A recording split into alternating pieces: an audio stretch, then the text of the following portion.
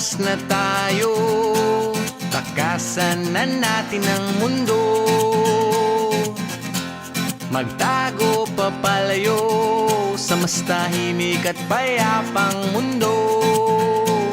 Umubulong ang hanging amihan at huni ng ibon.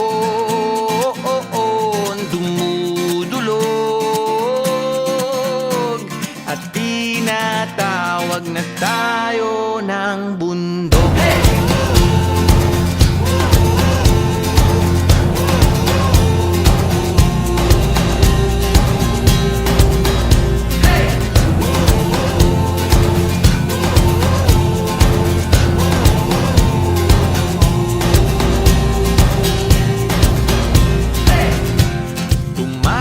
Na tayo, palayo sa maraming tao.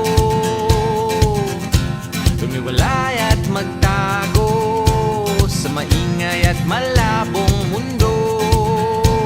Bumubulong ang hanging habagat at hampas ng alon.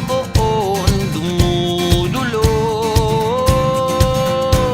at niyayakag na tayo ng karagatan.